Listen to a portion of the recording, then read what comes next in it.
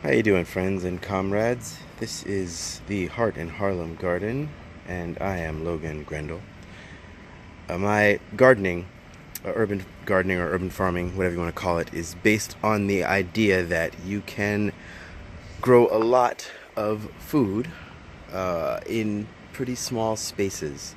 Now, I have a backyard, but it's not, terribly spacious, and also everything is being grown in pots or vessels as opposed to in the ground, for a few reasons. One, so that it's portable, in case in case something happens and you need to move anything, or for whatever reason.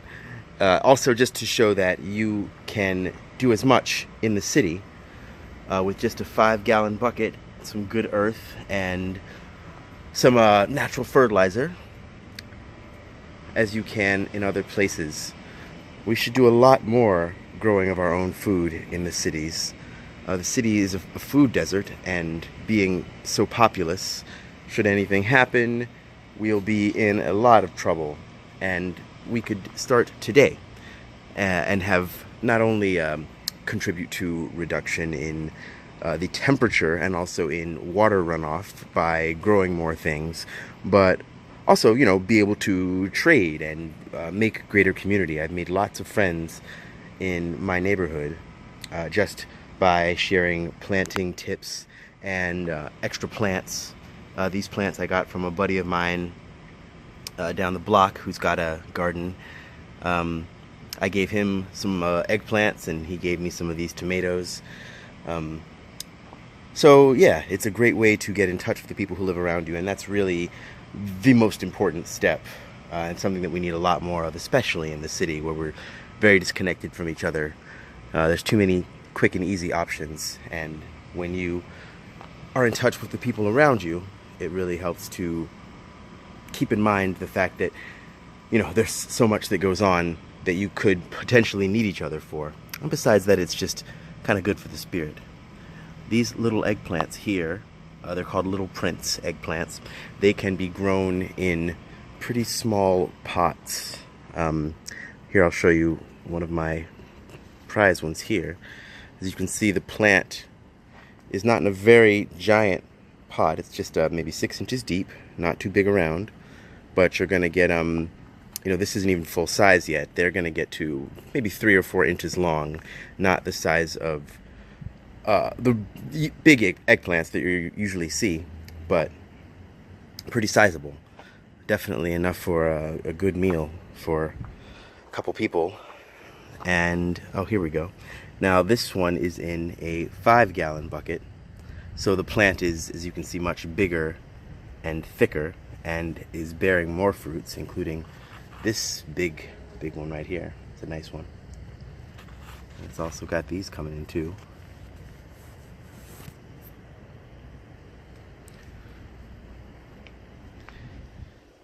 And here I've got it's a variety of orange grape tomato, very sweet, low in acidity, very tasty, very tasty. And they are growing pretty abundantly, and they grow well also in this one is even shallower, even though it's longer, even shallower than the eggplant one.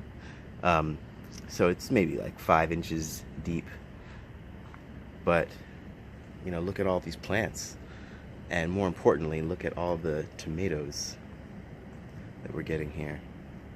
They're just starting to ripen and get that really beautiful orange gold color.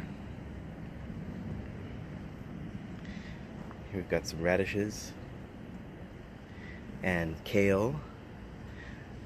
The kale I've had some misadventures with some pests. There's been definitely some pest situations going on, but I found out what they were and come up with natural ways to get rid of them.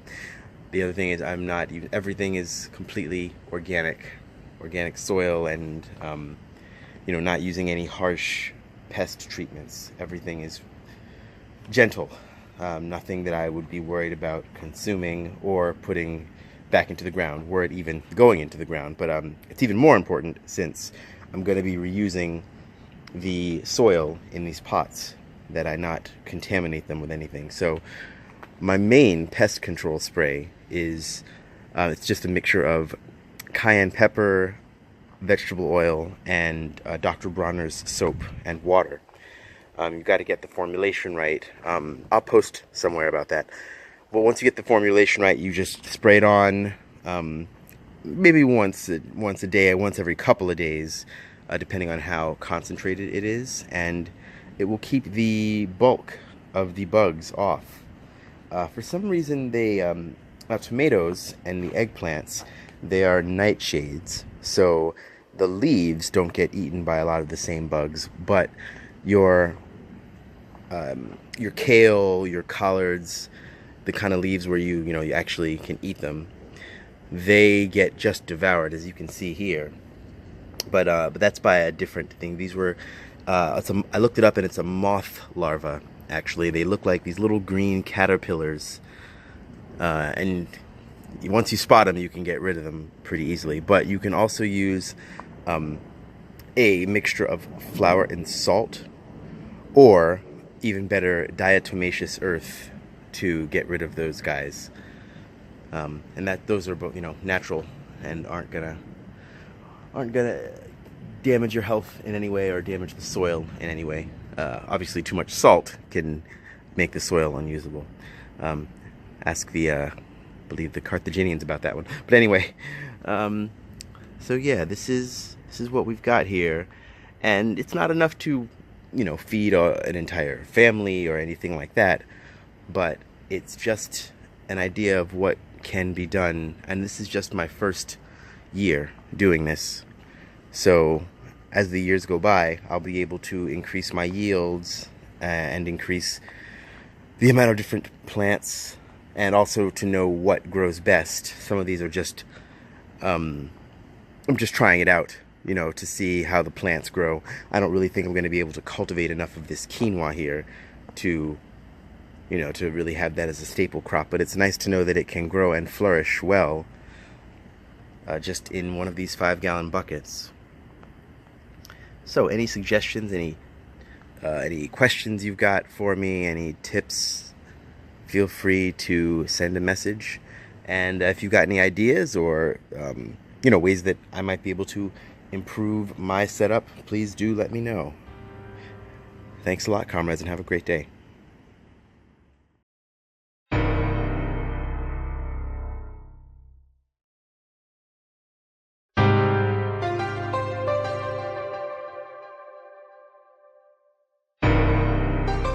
Team Crew, what up, cuz?